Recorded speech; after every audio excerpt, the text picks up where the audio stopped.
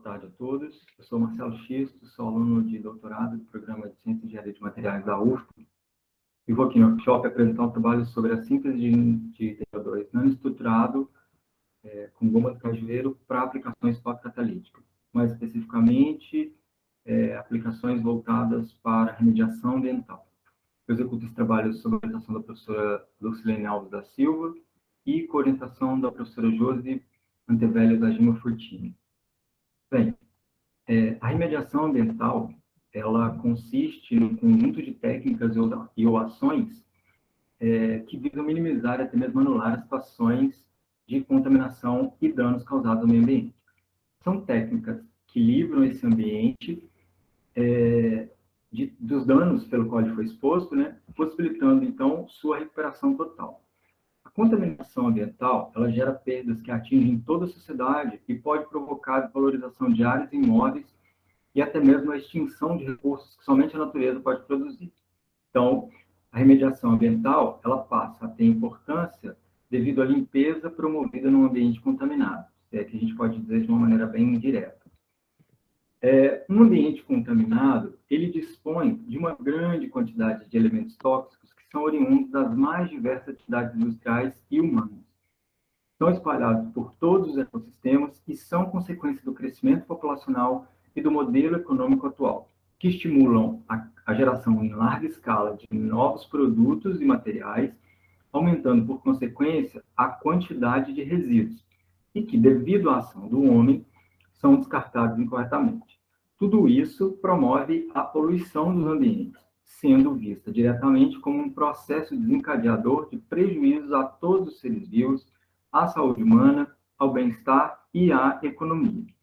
Assim, na tentativa de minimizar esse problema, nós podemos lançar mão da nanotecnologia como uma ferramenta potencializadora de técnicas que sejam inovativas, de baixo custo e que priorizem o componente ambiental, que são requeridos a todo momento.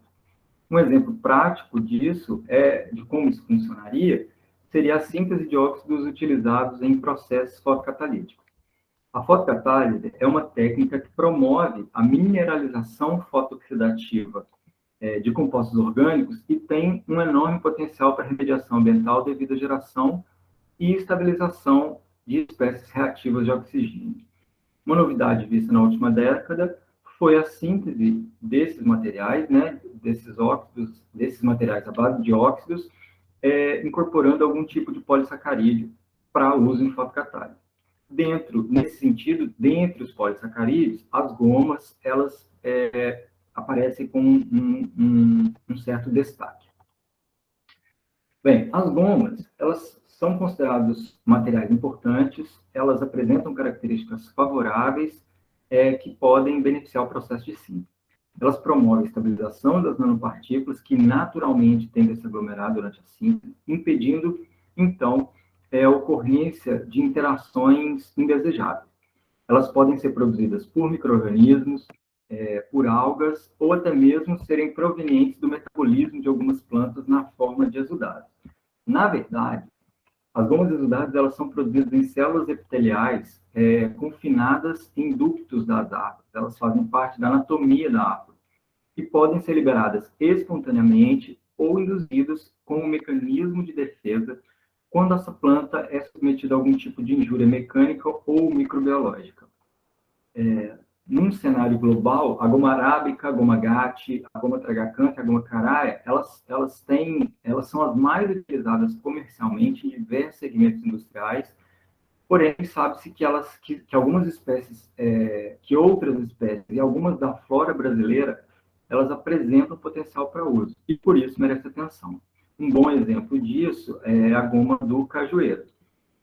Apesar de recente, as informações na literatura, a gente sabe que esses polissacarídeos eles têm um papel importante na morfologia dos semicondutores, na síntese de nanopartículas para degradação de fármacos, além daqueles para degradação de corantes e fármacos, aliás, e daqueles usados também como adsorventes.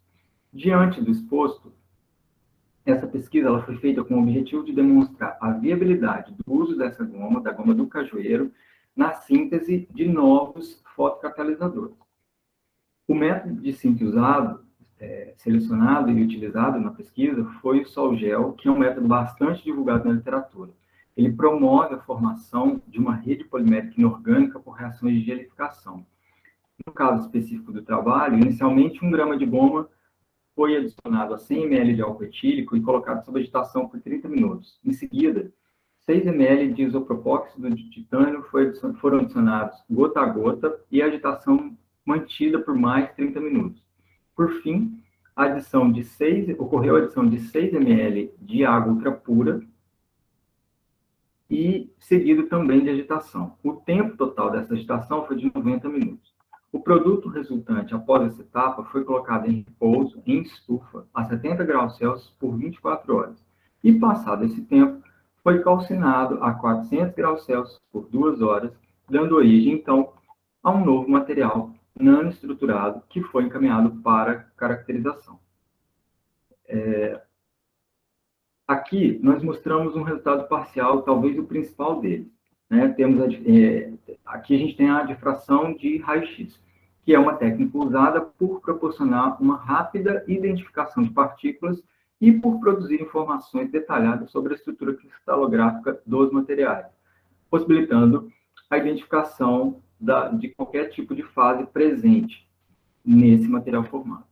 Então, nessa pesquisa, o perfil mostra que o material apresenta uma característica de estrutura cristalina, devido à configuração do perfil, né? Os picos que se apresentam na figura, eles são característicos de TiO2 puro, conforme foi comprovado pela literatura, e o resultado sugeriu também que a calcinação executada a 400 graus Celsius por 2 horas, ela foi responsável por conferir um maior ordenamento estrutural da estrutura devido à degradação do polissacarídeo utilizado.